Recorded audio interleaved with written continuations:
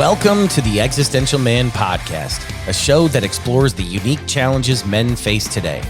From navigating relationships to understanding the workplace, finances, mental health, and beyond, our mission is to provide an open forum to discuss these issues and to offer advice on how to better address them. We'll be featuring conversations with people from all walks of life, from experts in the fields of psychology, sociology, and other disciplines to everyday men who have faced and overcome their own struggles. We'll dive into the issues that have become part of the cultural landscape and work together to build a better version of you tomorrow. So, sit back, buckle up, listen close, and let's go.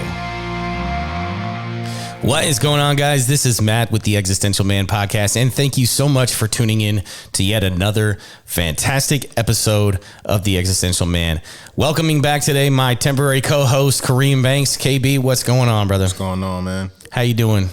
Doing great, bro. How you feeling today? Good, doing good, man. You just got back from a trip, huh? How was it? Alaska was amazing. It was gorgeous out there. Could not tell you how it feels to be on the peak out there. Like when you actually get on summit and the wind picks up and it's kicking you in your back. It was an amazing hike, but it felt great out there, man. Nice. Loved it.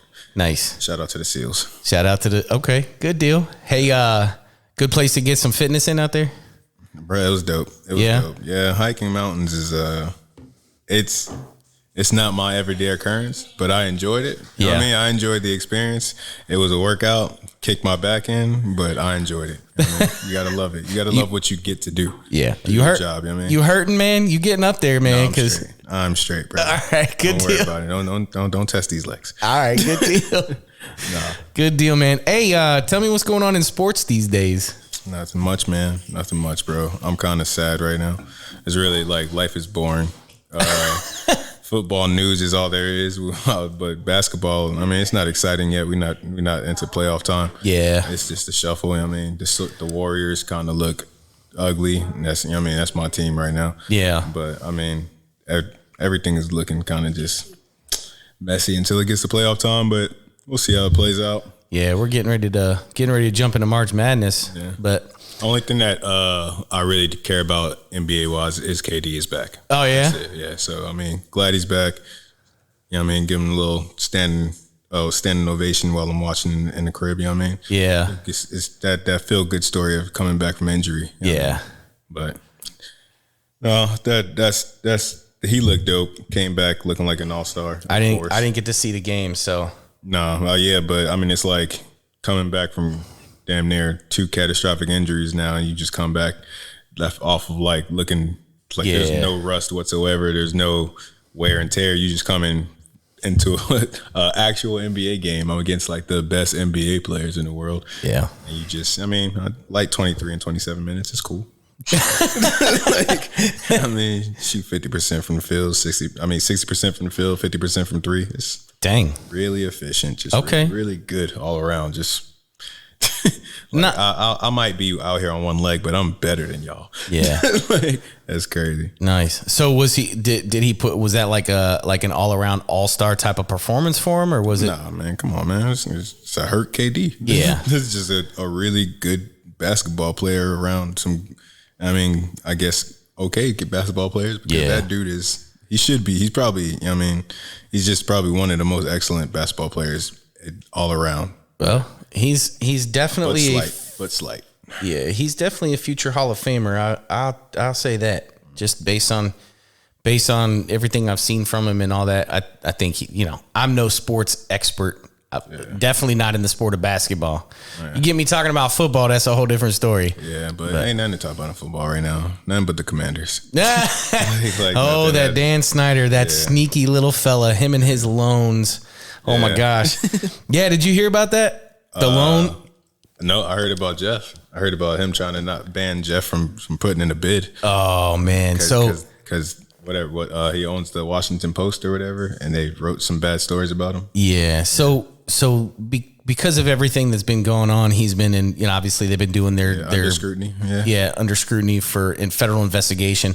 And now there was a secret $55 million loan that he took out. So he was the majority owner, and then 3 billionaires shared roughly 40% of the Commanders, and he owned the majority of the rest.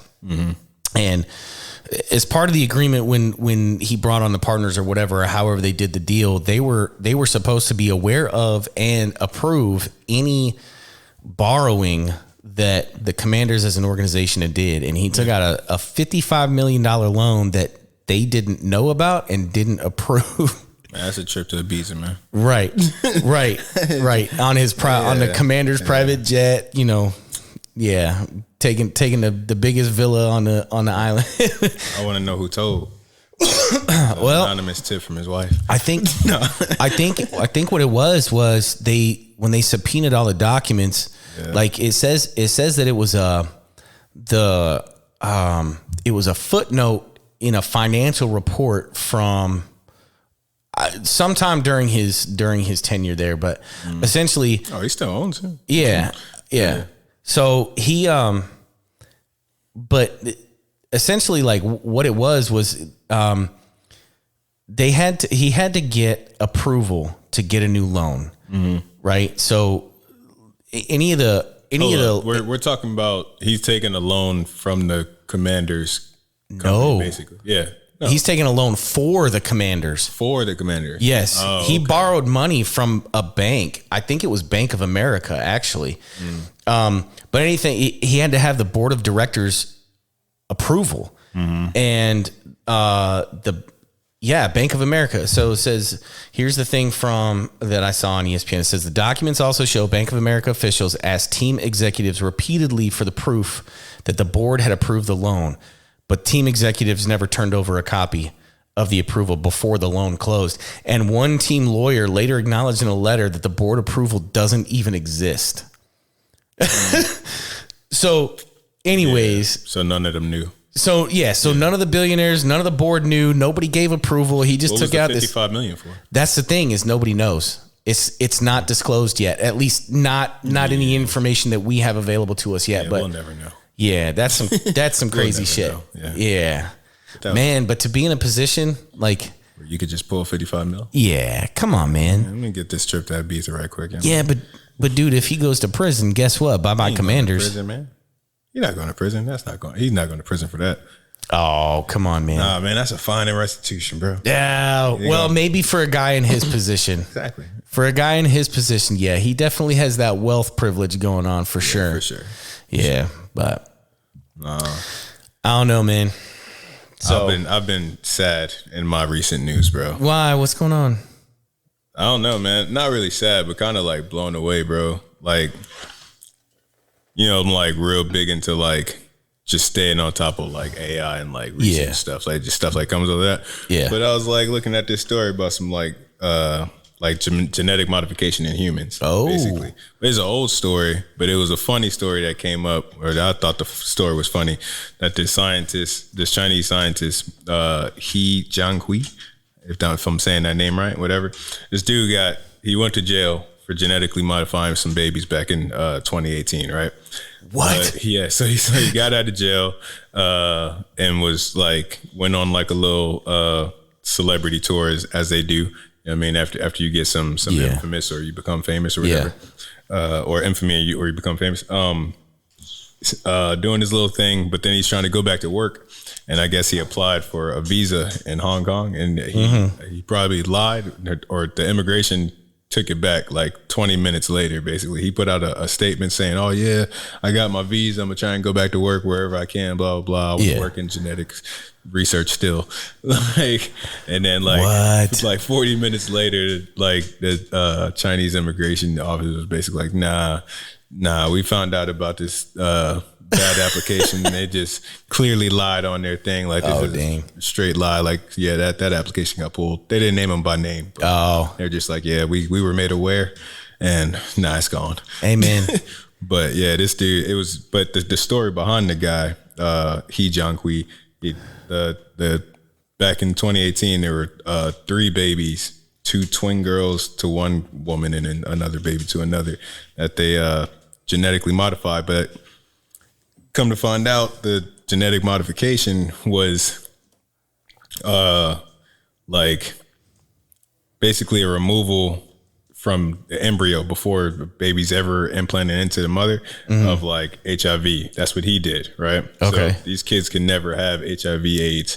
They're going to be immune to it for their lives. Okay. But who knows what else might happen. Right. But it's kind of a yet relatively untested like science. Yeah, but I mean, it has been tested before. Reading into it further, excuse me, back in 2017, this was in 2018. Back in 2017, this was first used, and he used there's a genetic modification tool. It's just a thing that is used in this field of science. They're using it to basically go in and splice your genetic makeup, right? Okay. To cut out whatever. I don't want to read specifically, but I don't want to get too smart because I won't sound as smart as these scientists. But I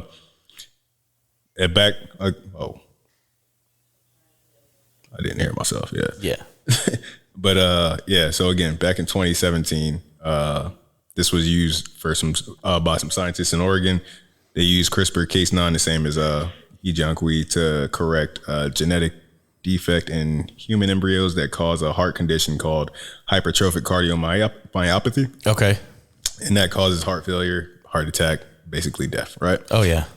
Eventually. Okay. And then it was used again, and this is after in 2019 in South Korea, they were working on hereditary tyrosinemia type 1. Okay. And that basically kills your kidneys, kills you. Oh, shit. Right. But in both of those cases, unlike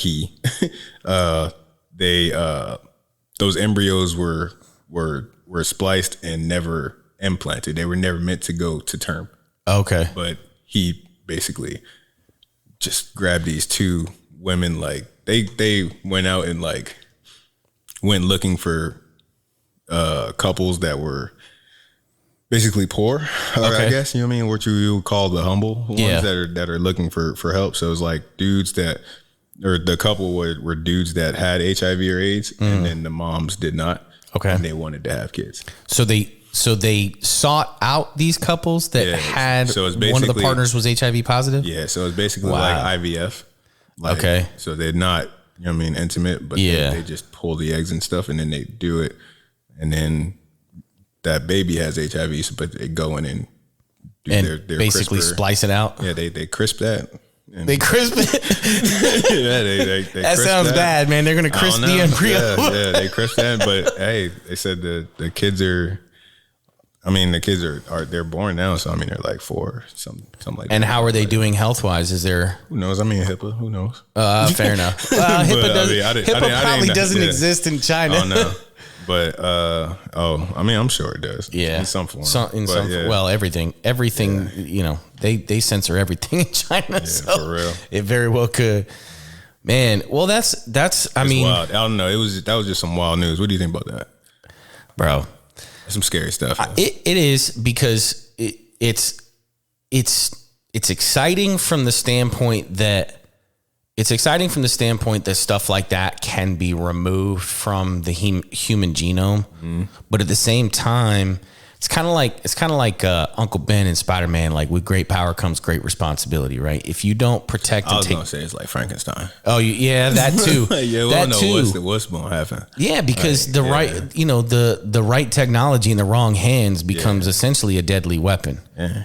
You know, and it's already a scary one. Like, right, you don't know what's gonna happen in the long run with them kids. Like, well, for the most part. But I mean, let me say for the record, like, they are taken care of. And they're like under I mean, it's like normal research grant type stuff. So like their lives are basically mapped out from a medical care standpoint. Medical and I think like a life care standpoint for them too, just because of the type of research that it was. Right. So they're like covered for life probably somewhere. But well, I mean, that's good. They're least probably living probably in a weird way of observation. You know like Bubble Boy kind of thing. Yeah.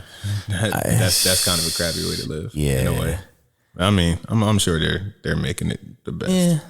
Yeah. I would be curious to know Like, I would be curious to see and learn about the long-term effects of doing something like that. Yeah. You know, like, because that's the only way to know is a whole lifetime. Right. Right. Entire lifetime. And that's where, when I said earlier, it's like, it's a relatively untested field of medicine. It's still so new of a technology. In my mind, this is just the first 3 tests. Oh, in my mind, yeah. This is just the first 3 tests. And now I'm sure. Like, it's just information like, hey, we're starting. Well, it's funny because I've heard the term CRISPR before, and I was reading this article, and I'd have to find it. We can address it on another show, but these biohackers essentially are using CRISPR technology to hack their own genomes, to hack their own genetics and their DNA, so they can. Man, I'm trying to remember the name of the doctor that did it. He and his wife, they tried these. They used the CRISPR technology and basically did this thing on themselves where they spliced a different.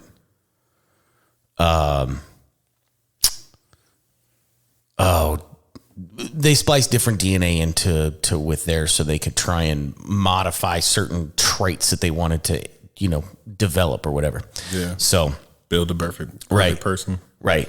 And I think, I don't know, I'd have to remember the dude's name. He's it's a doctor and his wife, but he is not really a he anymore. He is a how did he turn? He's not a, he doesn't conform to the binary gender concept. Yeah. Gotcha. So, yeah. I think, in matter of fact, I think his first name is K. I'd have to look, but anyways, yeah, I've heard of the CRISPR before in terms of like biohacking. I didn't realize it was actually a thing, tool that was used in legitimate DNA research. Yeah. Biohacking for real. Yeah. Like for real on a medical level. It's used for, I guess in normal practice. Yeah. What it's used in is, let me just see this for real. All right. So it's used to sequence or to match a specific sequence of DNA in the genome of a target cell, right? Okay. Case 9 All right. So case 9 is basically the CRISPR breakdown, and the case 9 is a associated protein 9. Okay. That's what that means. But it's introduced to a cell, and the case 9 protein cuts the DNA at a targeted location, allowing researchers to either delete, insert, or replace specific DNA piece. Okay. Right? So they're like, hey, this strand of DNA has HIV. We're cutting that out. Hey, this has this heart condition. We're cutting that out and putting this good thing in here, basically. Okay. Is it like, what is it? What are they replacing it with though? Is it like synthetic DNA, or is it DNA from? Doesn't get that deep. Okay. But it's used for medicine, agriculture, and biotechnology. It's used for treatments for genetic diseases, creating crops that are more resistant to pests and disease. That's all. That's pesticides, bro. Yeah. So I've heard. Hold on. Now it sounds like we're using pesticides. Yeah. Like just a little bit. Just a little CRISPR. bit. Like they're using CRISPR to grow better heads of lettuce. Like y'all getting crispy lettuce. Yeah. No. But no, man. I don't know. I mean, like I said, I think there's so much technology advancements when it comes to medicine and everything else, like even AI, like you were talking about before. Yeah. Where it's great in terms of where you can see it going and what you can see it doing for the benefit of humanity. But at the same time, like I said, a good technology in the hands of a bad person can still be a very bad and dangerous thing. Yeah. So I try to not think about good or bad people, man. Well, okay, fair enough. I know there's like good and bad people. It's just like, I think it's just scary people, man. Yeah. Like, get up and go outside and just trust somebody else, yo. Like that, get over the fear of yourself trusting someone. It's like other people are chill. Like, just relax. That's fair. Get over yourself. Yeah. Like that's it. End it there. Yeah. I ain't got nothing else for that. No, hey, I get it, man. I get it. Have you seen this thing about Indiana making a ban on the gender care for children under 18 or persons under 18 that are considered transgendered? No, they can't keep their trains in the road. So I mean, that's Ohio, man. Trains on the track. That's Ohio, bro. I thought Indiana had something too. No, that's Ohio. That's Ohio with the big cloud of toxic whatever it was. But no, yeah, the Indiana State Senate, they voted and approved to advance a ban on all gender affirming care for persons under 18 years of age. Sounds like it makes sense to me. Well, yeah, I mean, it's on some level. I mean, they joined a few other states. I know, what was it? Mississippi, Utah, Arkansas, and Alabama. But here's the crazy thing. So Arkansas and Alabama, their state Supreme Courts essentially overturned that ban. They put a stop on it to allow people that are under 18 to have gender affirming care. So like transition assistance, transition surgery, hormone therapies, all that kind of stuff. I don't know, man. Like, I don't know how I feel about that because I'm all about like you being you, but at the same time, like you're still a kid. Dog, I've been married 3 times, bro. Yeah. Like, I didn't get it right the first time. Like, I don't know who under 18 thinks they got it right. Like, if you under 18 and you think you got it right, shut up. Like, just stop. Just stop and keep living, yo. Just keep living, yo. Just keep living. Well, okay, so here's what I'll and here's what I'll say to that, because I agree with you 110%. And there's actually persons that are born as a biological and genetic male, medical study after medical study after medical study have shown that men's prefrontal cortex, which has a lot to do with emotional stability, identity, and sense of self, doesn't fully develop until somewhere between age 22 and 27 for the average male. So how can you at 18 years old or under say, nope, I'm not this, I'm something else? Yeah. And say that with absolute 100% certainty.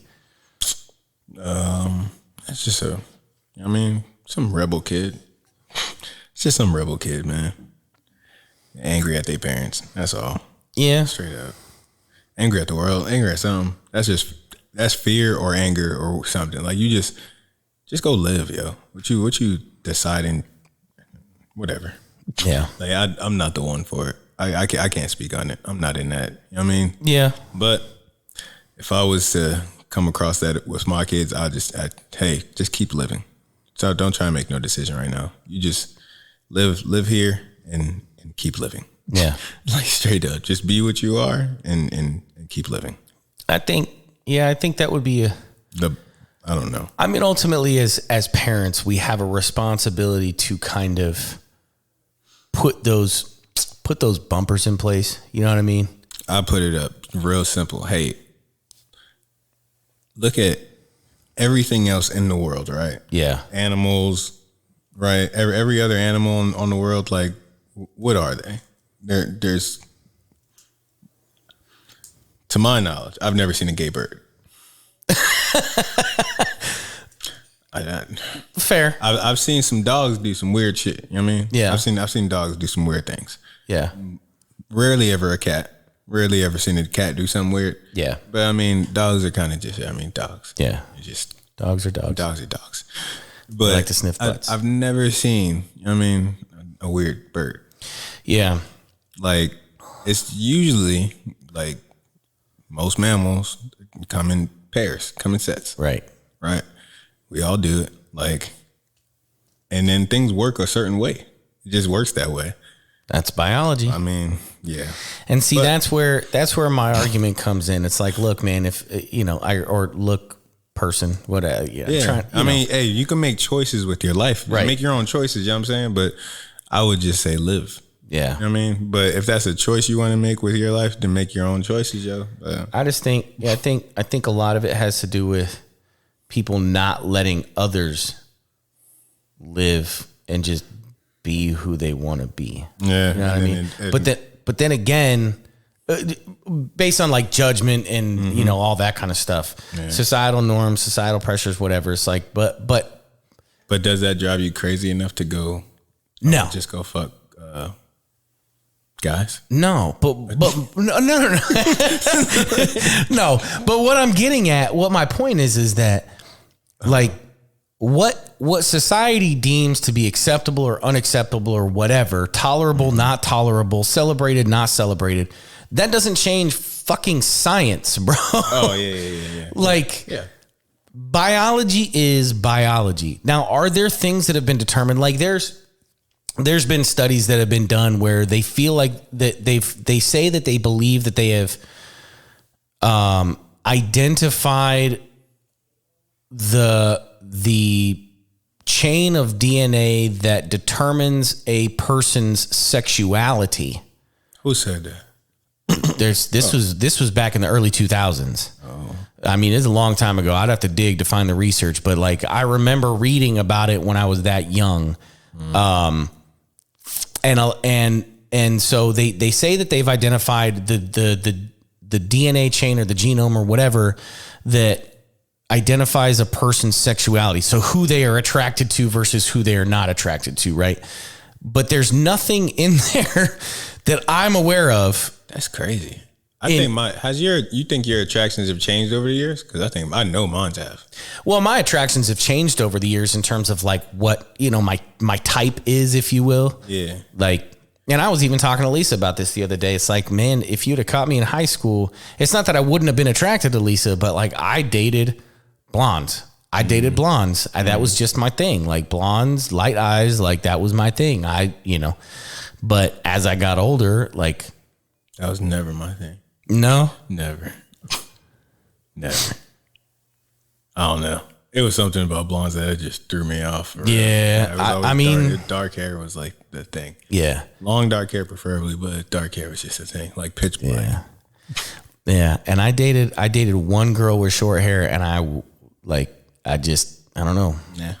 I'm not for short hair, man. Like, but like Lisa, she's got dark hair and she'll dye it from time to time blonde, like based on the season, you know, obviously. You change your woman. I didn't change her. Hell no. No, I told her I like her hair dark. I like, keep it natural, baby. Keep it natural. But yeah. So, I mean, you know, ultimately,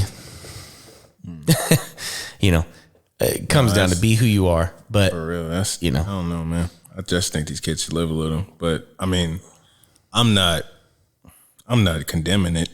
That somebody put up the ban. Like, it's not for kids, man. No, like there's a lot of shit that's not for kids. Tricks are for kids. Like not gender modification, y'all. Just let them be kids, man. Well, it's kind of like now the Supreme Court, and kind of closely tied, but not quite closely tied. They're talking about trying to force states to allow parents to have more rights in the say of their education of their kids, right? Because, you know, gender identity and now identity politics and all that kind of stuff is starting to creep itself into lower and lower levels of education, where I think some of that stuff doesn't belong. Like, you want to teach high schoolers about gender differences and identity politics and stuff like that, so they have an idea and an understanding of it when they, you know, get out into the adult world. Fine. Like, I'm good with that. Give them a little bit of a baseline so they can kind of get a familiarization.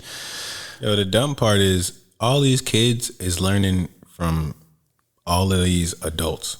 Right. That's it. Like, you can't blame a kid for being confused. No. But like, y'all should, there just has to be better teachers. Yeah. That's all I'm saying. Like, and if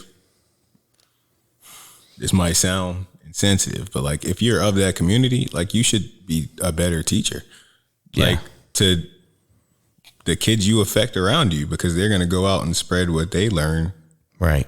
And that might not be for everybody, yo. Like, you just spreading like a affirmation onto them like that they might not even need. And, right. I mean, it shouldn't probably be in their life, but it's going to be there now because it just is. Yeah. But it's only there because of the adults that they see. Like no kid had that idea. Like they're not born with that idea. They're just them. Nope. I mean, like, yeah, it just is what it is. Yeah. But hey, man. Well, I don't know. I was reading a book by a guy named Dr. Warren Farrell, and he talks about how he believes that he is a psychologist, and he believes that part of the and actually I was Jordan Peterson recently had an interview with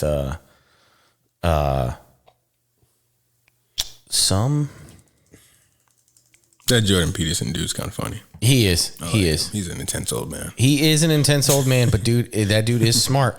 But anyways, he was talking about how his concern is that one of the reasons why we have so many gender identity issues right now, especially with young boys, is because this concept of masculinity is being warped through mainstream society. Toxic masculinity, bro. It's the dumbest thing, yo. Like how can it be toxic? How can masculinity in itself be toxic? It's a dumb statement. I don't know. Masculinity is just a series of. You can be a toxic masculine person. Yes, for sure. You can be a toxic person. Just call it that. Like you're a toxic man. Right. That's all you're just trying to say. That's a toxic man. Right. Well, stop trying to call it toxic masculinity. Like, yeah, it's a dumb thing. It's crazy because it's like this. They're forcing this idea of essentially.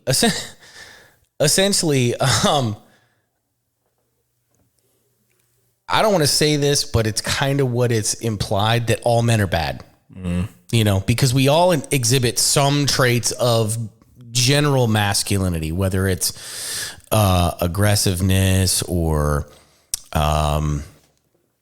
assertiveness or, you know, whatever the case may be. And long story short, it's hold up. Real quick. I just want to define masculinity real quick. Okay. So masculinity is a set of characters, traits, behaviors, and roles that are traditionally associated with men and boys in a given culture and society. Given roles in our society, right? Yeah. Does it say we have like, what are our roles in our society? Like just say, like, if you had to break it down.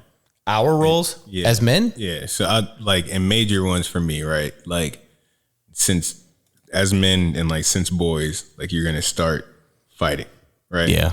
And with the end goal of winning. You know what I mean? So it's not just fighting, but it's fighting to win. So it becomes fighting and winning over time, just over and over again. Like you're just always fighting and getting a win. Yeah. At some point. You know what I mean? So that's just it. And then so there's that piece. You're just going to be fighting and getting to the win at some point. And then what? Provide and protect. Provide, protect, preside. Yeah. I mean, all of that shit. Leaders. Family, friends, all the stuff that goes into that. But it goes across all of that stuff, right? Oh, don't say that though. Don't say that. You're buying into the patriarchy now. No. Because it's in the expectation anyway. Right. So provide and protect has to be there. Right. So that's masculinity. Yeah. All right. And then it's like, what? It's your craft. You know what I mean? Like master of your craft. Yeah. Master of yourself. Yeah. That's it. That's basically it for masculinity. Yeah. Right. I agree. In our world. Right. In our world. Today. And those are societal expectations. We're not going out today and going to war with swords and, you know what I mean? No. We're not that kind of masculine. No. Right. We don't have to be that anymore. Right. But say we did live in that world, none of these concerns would still be here. No. Well, and it's crazy that because when you bring up the war with swords and stuff like that, the traits that made those men masculine are not the same traits that made them good fathers and husbands. No, they're even juxtaposed. Not even that. It just was in their time. Right. Based on what they were expected to do. In that time, right. None of these things would be here today. No. That's true. It wouldn't be, you would be removed. Yeah. That's true. I mean, but my problem is when are we gonna admit that? When are we like societally gonna admit that though? Like what instead of calling things toxic masculinity, like let's just say masculinity is kind of being destroyed.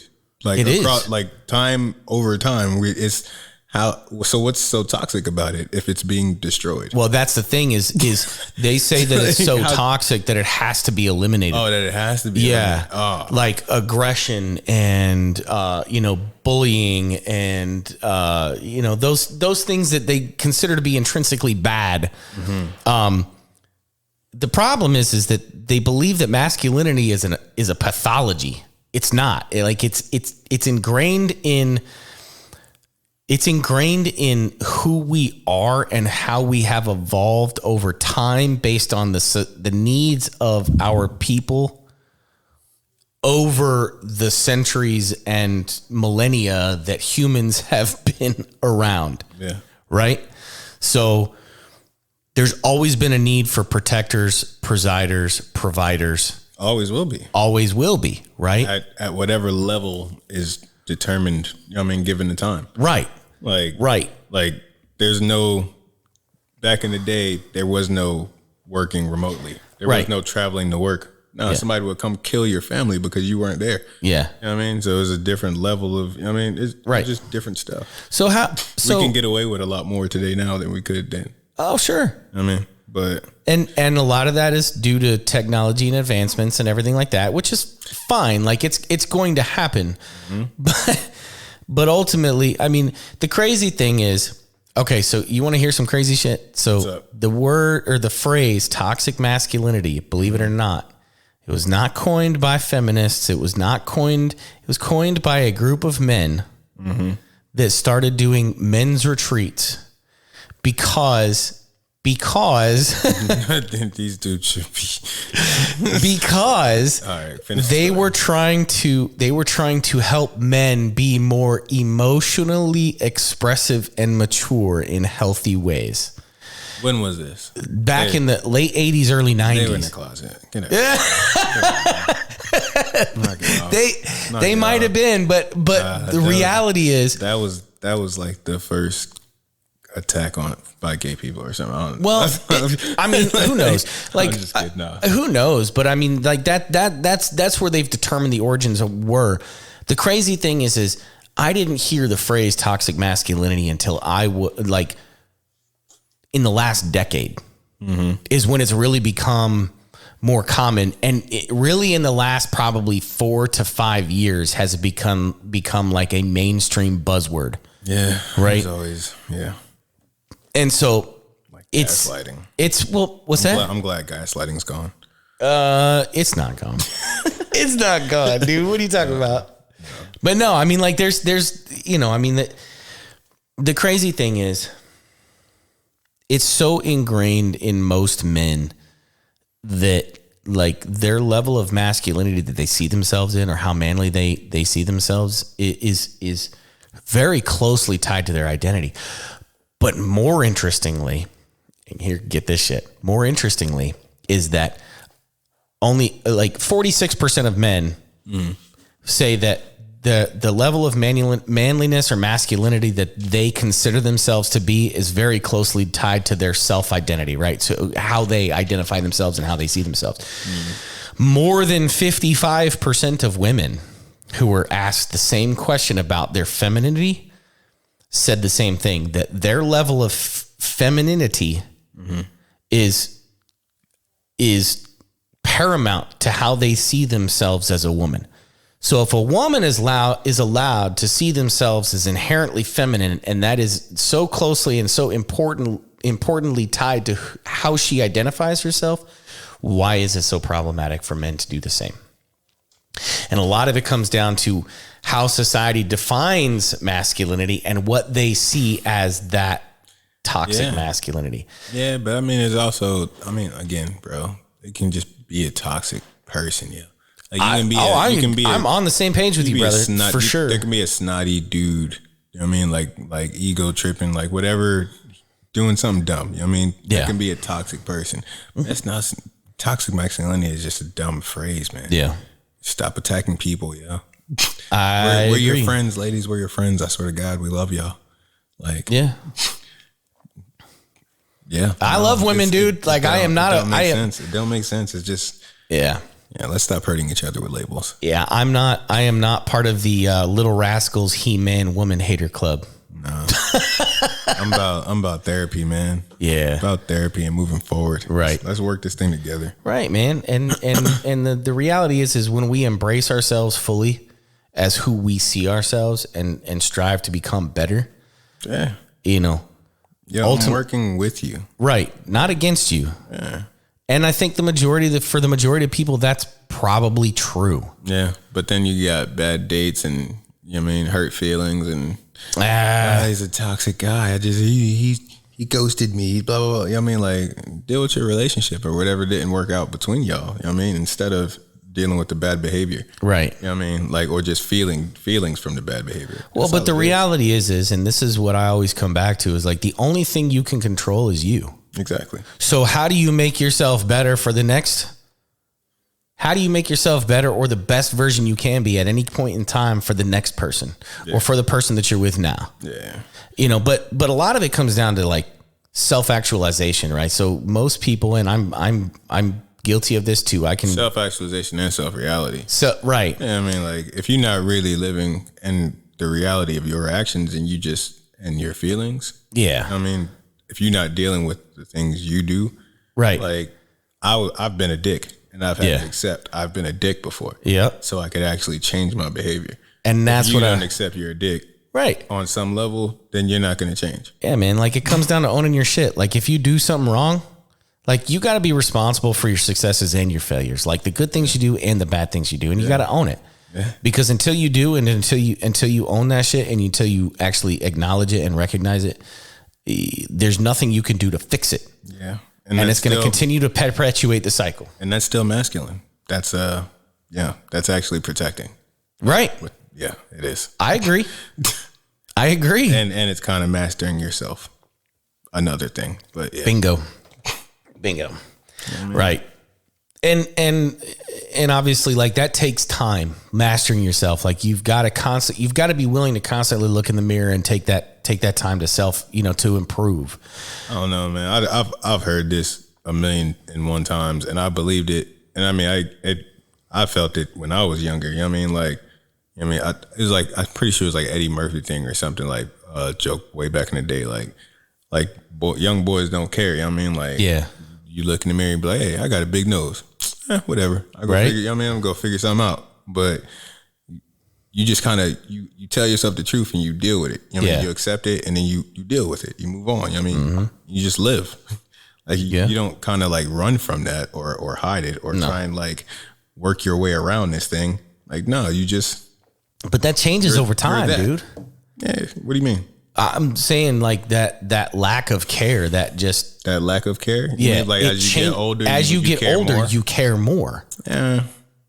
I don't know. I don't know. I don't think so. I can on some levels. I care more. More. I think as an adult, I've personally come to care more about people. Sure. You know what I mean? Not really myself more or anything about myself really. Yeah. I've been more affirmed in the things I believe by seeing other. I mean, we all watch movies. We have like mad scripts of other lives in front of our faces all the time. Oh yeah. So it's like you could see other successes and failures. Sure. Just laid out in front of you. So like I never really needed that. I just saw it like, hey, I shouldn't have to worry about this. I don't have to feel that way. You don't need to care about mad things because it's just. I mean, as long as you get you right. And then you take care of your family, your things that are in your actual life. Yeah, live your life. And that's what I'm saying though. Is like when I was younger, like I didn't really give a shit how I came across. Yeah, that's what I mean. Because you ain't know nothing. You ain't know no better. Right. And now as I'm older, I'm like, okay, how do I approach this situation or how do I approach this individual the best way possible? In that sense, absolutely, I care more. I care more. Absolutely. Yeah. Because I mean, like I said, essentially, when we're young, we have this very strong sense of ingrained narcissism, right? It's all about us. Fuck everybody else. Nah, not really. Not for me. Big family. Oh, okay. But family. I mean, like, but you understand kind of from the concept. I mean, like, yeah, no, I understand not giving a fuck. Yeah. The childish not giving a fuck when you could just walk in the room and say, do whatever. And it's just, it's naivete. You know what I mean? Like nothing, everything's new. Yeah. I miss that. For real. You know what I mean? Like, for real, I miss that. Man, I miss that. Every day being new. Yeah. Sheesh. Instead of being like a bad version of Groundhog Day. Yeah, for real. Instead of reports. Yeah. Did you get those TPS? Or did you see the new covers for the TPS report? Shut up. Sorry, man. Yeah. The door was opened. The door was opened. Bro. Oh, man. I just finished reading a book, dude. What was it? It's called let me rephrase. I finished listening to a book. I'm an audiobook person. Got you. And if it's really good on audiobook, then I'll actually go pick up the physical copy and have it. But I just finished reading a book. So it's actually a series. I started with the Go-Giver. Mm-hmm. And then they had like the Go-Giver Leader. They had the Go-Giver something else. And then the one that I just finished reading, I've read all the other ones before this one. And this one just came out last year or something like that. And I waited to pick it up because I wasn't sure about it. But the Go-Giver Marriage, I don't know, man. It was actually a pretty good book. It wasn't. I told Lisa she should listen to it, but like I feel like I got more listening to it by myself than I did if I were to have listened to it or read it with her. Does that make sense? In a sense, like just for me. I mean, it's just your thoughts. So you mean right, clarity wise, but right. Yeah. So anyhow, man, I like doing that kind of stuff. Like. There's certain books that. What's it on? Fucking. I mean, you're gonna so essentially, the Go-Giver series, like each book has a kind of theme, right? And the Go-Giver Marriage, it starts off with like they call it the parable. So basically, it's this story about a couple and. They're struggling. He's going for a new job. She's, she's a working mom, but she's working from home because they have a disabled child. And so she has to spend a lot of time caring for the child. And the marriage is struggling because there's so much time focused on the child from her standpoint. And there's so much time focused on the job from his standpoint that them as husband and wife are drifting further and further apart. So their communication is poor. Their time, their intimacy is poor. Like they just don't spend the time together. And it talks about like the 5 principles to make a lasting, successful marriage. Right.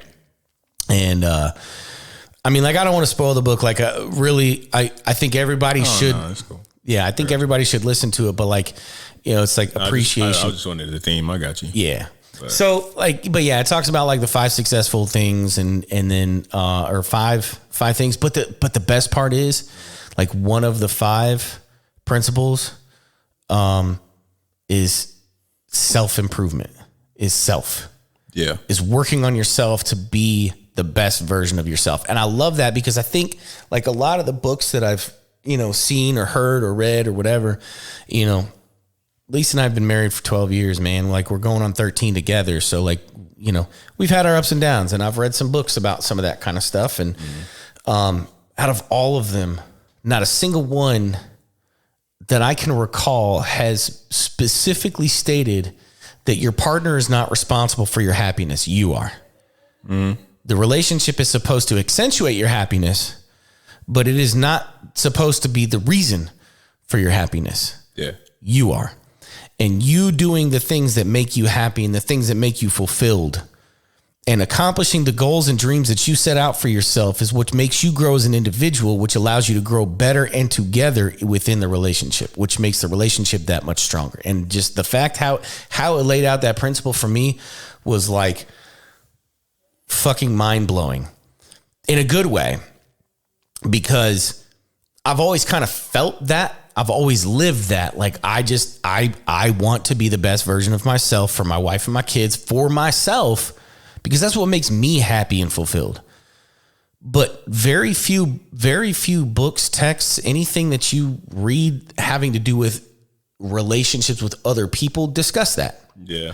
And so to find that, and that's why it was so refreshing to see that or hear that when I was listening to it. And I actually probably will be buying a copy of it because I liked it that much. But having that in there, I thought was very refreshing.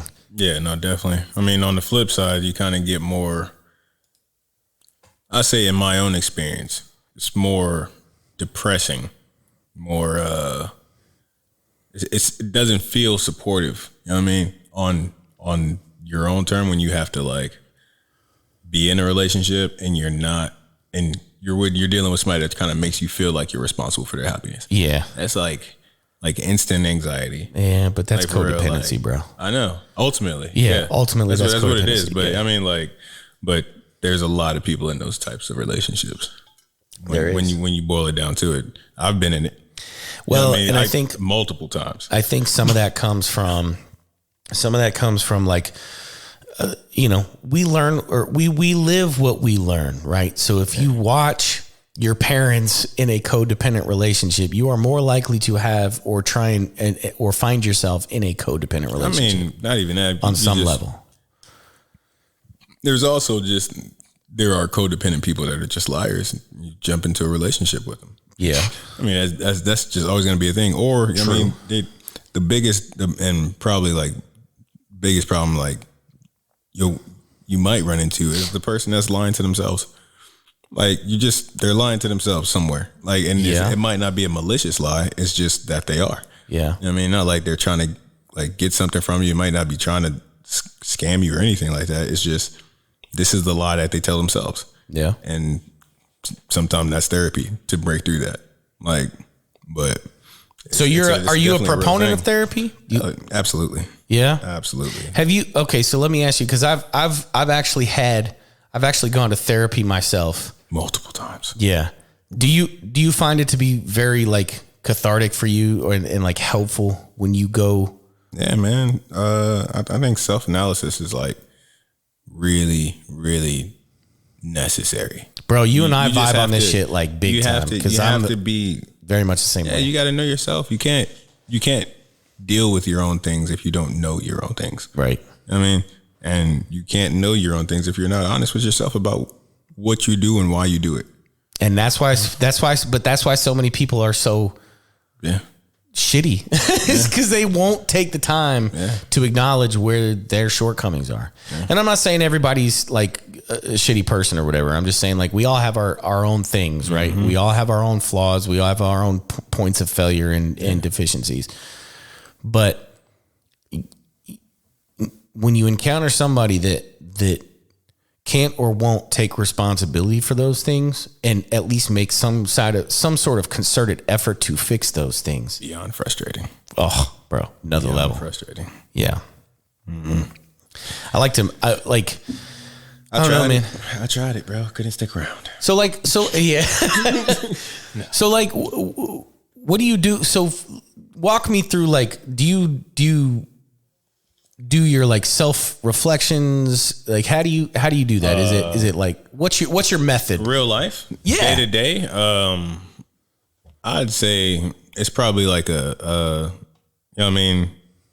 It's not a daily thing, but it's definitely situational. Like, if I find myself in you know what I mean, a weird situation or observing a weird situation on any day, I'd be like, what would I do in this situation? I mean, like I'll apply it in action, or I mean, whatever. Like, everybody has those thoughts. I mean, just judging yourself to see like what kind of person you are. Yeah. When you come into, I mean, whatever random situation, but yeah, I don't think it's a daily thing, but I do it on random occasion. Yeah. When it's called for. Yeah. And then, I mean, on major, like, you have a big event, like a celebration or or death. You know what I mean? Like, whatever it is, we all self-reflect at those times. I mean, like, reflection is like forced on us sometimes. Yeah. But yeah, circumstantially, I take for sure. Whenever I have that chance, I take the chance to be like the most honest with myself. Yeah.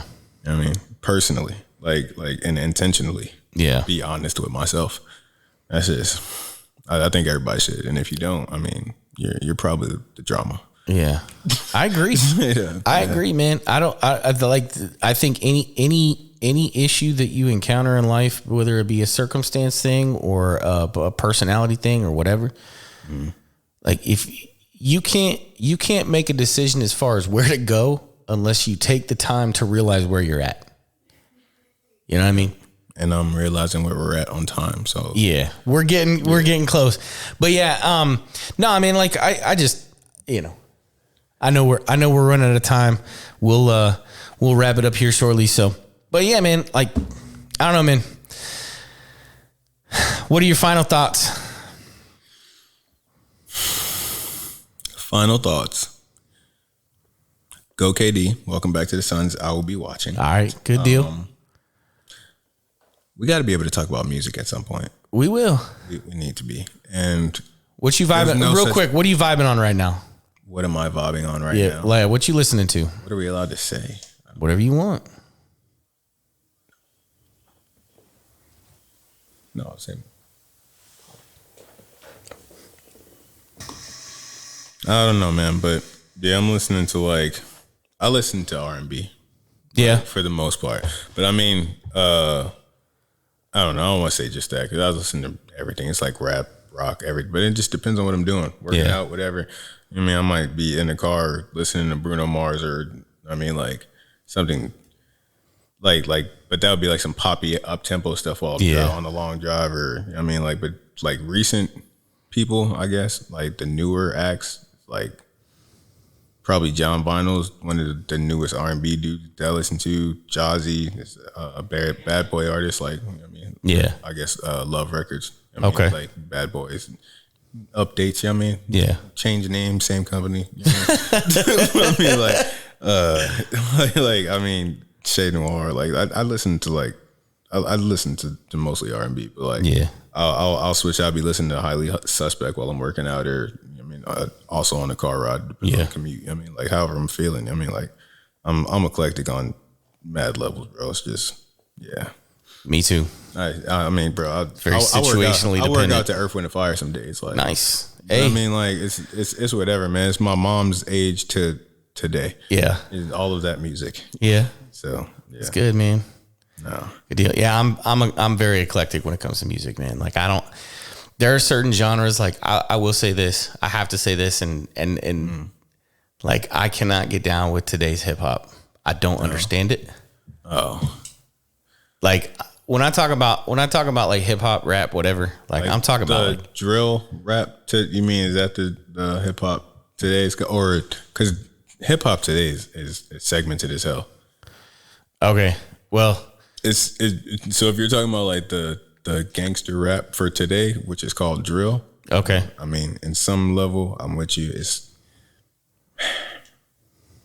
I haven't heard it done well enough, and in just the rapping sense, instead of just, you know what I mean, the introduction of the art form is, you know what I mean, it's the shock and awe, and it's everybody then hops on the trend, but I need to see it done artistically enough for me to like it. Or I mean, like I haven't seen the real artist version of that yet. And see, when I think about hip hop, like rap, whatever, gangster rap, like I'm talking like gangster rap. I'm talking like Eazy-E, Tupac, Biggie.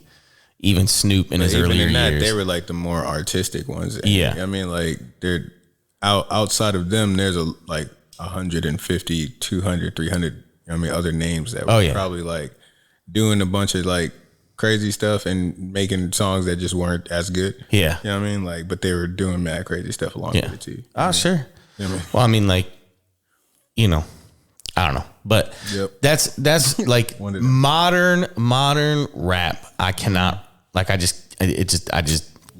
haven't found somebody that I vibe with, like that really kind of. Yeah, I don't know. It's like gets me in that way. You know what I mean? Rap, rock, and weird.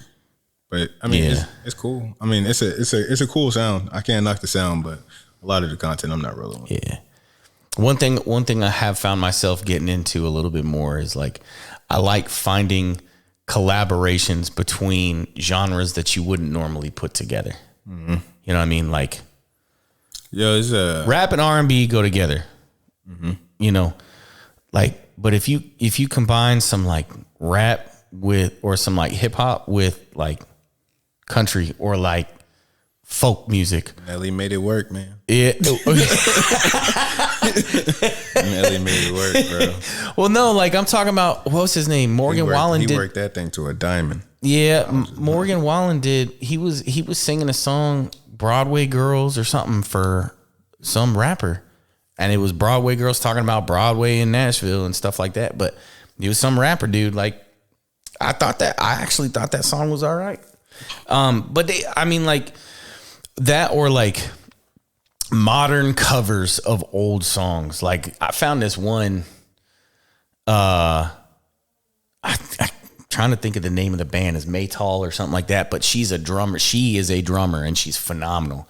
And they did a cover of Eagles' Hotel California, but it's like hard rock, bro. I'm like, I turned that shit up in my truck because the speaker sounds so good. I'm just like, fuck yeah, let's jam out to this. But I mean, like, again, I'm very eclectic when it comes to my musical taste. Like I had B.O.B. playing in my truck earlier today.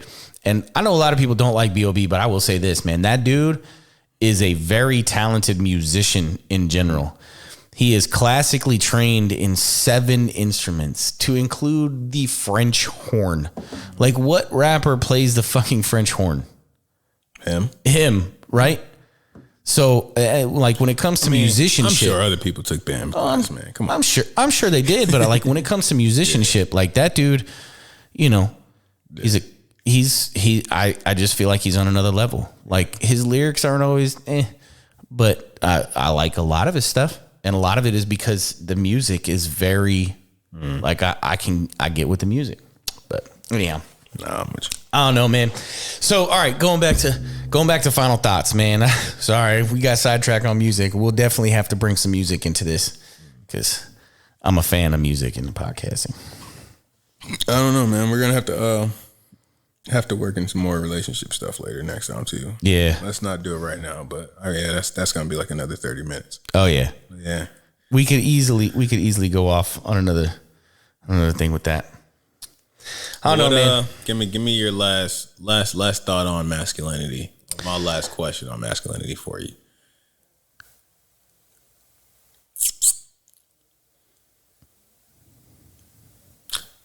On toxic masculinity at that. Okay. Do you think, and this is like a little devil's advocate, masculinity could be toxic? I think it's hard. Okay, is that the full question? No, not even. That's not what I wanted to ask. Do you think masculinity, it has been toxic, or do you think there's been something so toxic against masculinity and that's caused this dwindling of masculine behavior? I think, and okay, within this new economy of dwindled masculine, I'm just making this up. I'm loving this vocabulary. Yes, since you know what I mean, we live in this economy of dwindled masculinity. You know what I mean? Like, do you think this thing that has had a toxic effect will continue, or will these now outbursts of what is being called toxic masculinity become a counter to that, or will that just end up constantly being a butting head, or will something like will there be a war? I think, okay, of the toxics. Of the toxics. I think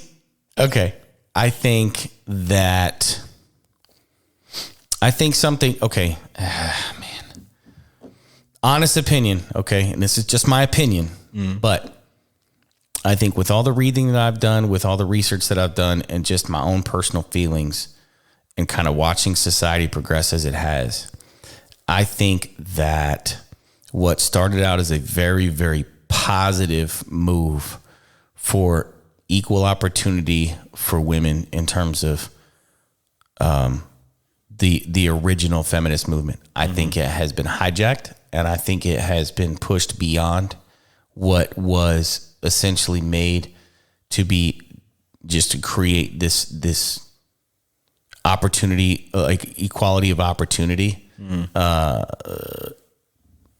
society, and it has moved beyond that into essentially a zero. A lot of proponents, or at least the majority of proponents of feminist advancement, have moved into this zero-sum thought, whereas the only way that women can get ahead is by putting men down. Yeah, it's the same thing over and over again, man. We never learn. So, but we just keep getting weirder. That's my final thought. Yeah. If you just keep looking at it, just keep going back, like, along the lines, like, hey, this person wanted their thing back. Now this person wants their thing back. This person wants their thing back. I mean, everybody just, I want space too. We want space too. We want space too. Right. Just keep looking back to, like, who originally wanted space, and then just, like, make your way forward and just keep looking at the lessons. Like, everybody keeps doing the same thing. Yeah. Stop. Don't get something, then turn around and stab. Like, but that's the problem, is like everybody seems to, every one of these things, like both sides, for whatever reason, eventually see these as a zero-sum game. It's like, do you understand? Like, there's enough shit in this world for everybody to win and for everybody to prosper. And you don't have to turn around and then be like, yo, now I want to be able to fuck y'all up because we were fucked up before. Like, it's not a zero-sum game. It becomes the same thing over and over. Yeah, but that's kind of my final thought on it, is like, it's not a zero-sum game. Stop acting like it is, and we can all live and thrive if we just focus on making ourselves better. Yep. You know what I mean? This is my final thought. Deal with your own shit. And own your shit. Own your shit. Own your shit. Deal with your own shit. Goddamn. Right on. Well, guys, thanks for joining us. KB, Kareem, thanks for joining me in the studio, man. I always love having you. We vibe good together, man. I feel like this is a good co-hosting situation here. I feel kind of weird, but I'm gonna take it, bro. Let's get out of here, man. Hey, man. All right, y'all take care. We'll catch you in the next episode. Thanks. Thank you for listening to the Existential Man podcast. We hope you enjoyed our topics today and you gained something from the episode. If you like what you've heard, we hope that you'll consider subscribing to our podcast on Apple Podcasts, Google Podcasts, Spotify, or wherever else you consume your podcast content. You can also subscribe to our website at existentialman.com and follow us on social media for more content. Your support and feedback are essential to making this podcast successful. If you have any comments, questions, or suggestions for future episodes, please let us know. Thank you for being part of the Existential Man podcast community. And until next time, stay hungry, keep working, and take care.